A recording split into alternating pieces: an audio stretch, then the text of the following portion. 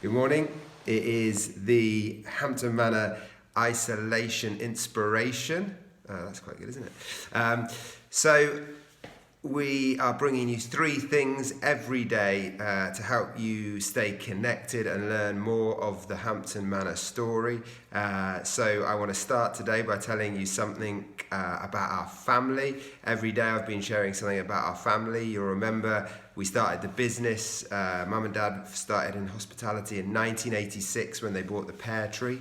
Yesterday we learned how we used to share feasts around our long table in the restaurant after Sunday lunch with our staff. We'd always have a great Sunday lunch and end with a game of rounders or cricket. And today I wanted to tell you about my three sisters. I have three sisters. I have my youngest sister is Sally. She is a wellness doctor now. After practicing as a GP for many years, she realized that we've been medicating our symptoms rather than getting to the root cause of disease. And Sally's looking at food and sleep and rest and community and meditation and other things that help us live well. So if you meet Sally, Sally will be the one that is raving about how to get healthy and stay healthy. My second sister is Lorraine. Many of you will know Lorraine. She is over at the clinic. She set up that business with all the beauty and massage and relaxation services, and then also some of the more clinical services that she offers as a doctor to help people keep looking good in their as they get older. Lorraine is an amazing inspiration and strength and support to me over the years and been a great encouragement. She was there in the early days when we were setting up the manor and jumped in when I needed her most, and has been a great strength to me, and is married to Johnny. Many of you will know Johnny, who helped set the business up and was a key part of the foundations of Hampton Manor. And then finally, my eldest sister, she flew the nest across the seas, travelled down through Africa and landed in New Zealand, where she lives with her Kiwi husband Steve and their 6 children. She also is a doctor she's a consultant oncologist.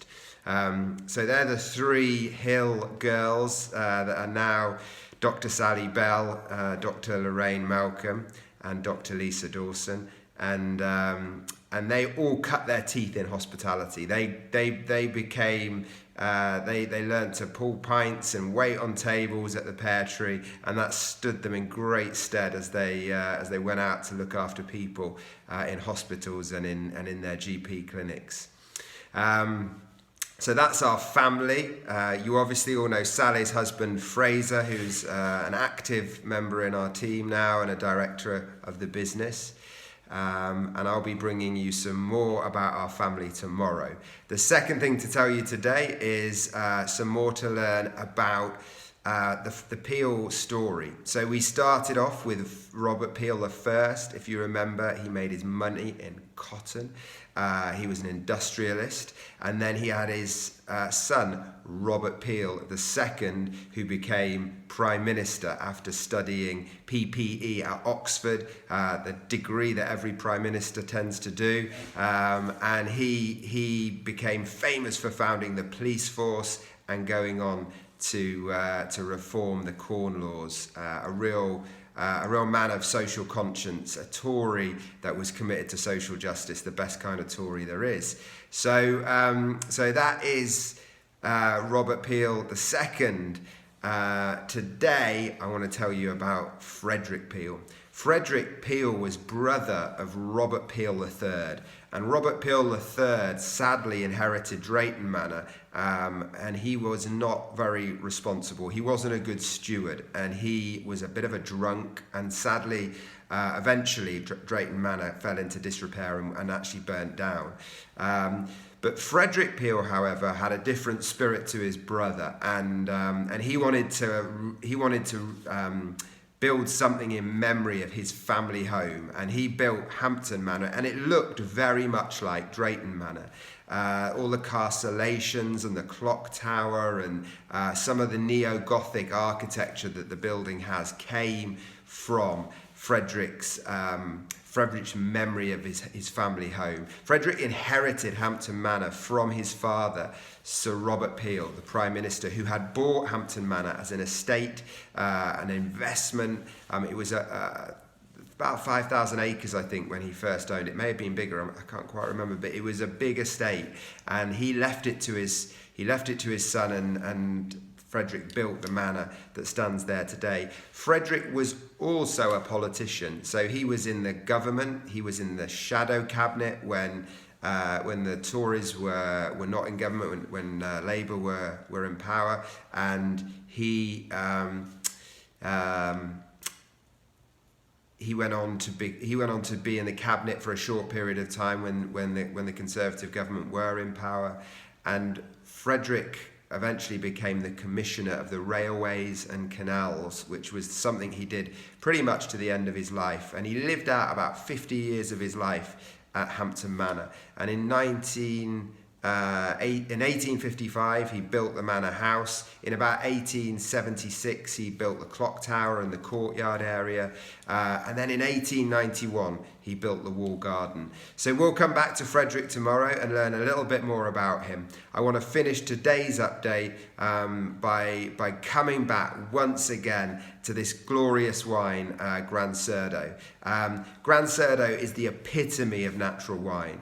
We talked about how it's made in stainless steel because he wanted to show that the fruit, the Tempranillo grapes, could come through beautifully if they weren't masked by oaky flavours that come from the woods. So he wanted to make it in stainless steel, so you got a true reflection of the grape juice that comes from his vineyards. Gonzalo is the name of the winemaker, and his vision as well was this would be a really true natural wine. And natural winemakers don't really like to filter their wines. That often they like to leave them unfiltered and unfined, so they leave some of the sediment in there. Now what that does is that allows the wine to sometimes continue evolving in the bottle and changing, but it also adds body, and people believe it adds flavour. Within a bottle of wine that hasn't been nuked with chemicals and additives, there is still a living culture often within the wine. There's still living yeasts or bacteria that may still be doing things inside the wine. So often natural wines are known as living wines, and that brings, like a cheese, like a blue cheese or other things, it brings something to the wine. And so Gonzalo's vision was, I don't want to filter anything out. I don't want to take any of the life out of the wine. I want it to be unfiltered and unfined. And that's something we'll keep coming back to, and you'll hear us talk about again and again. Gonzalo's vision was a real natural wine that really represented the elements. So producing it in a clean way, making sure it wasn't influenced by other things from outside the vineyard. When he made his wine, there'd be no imported yeasts.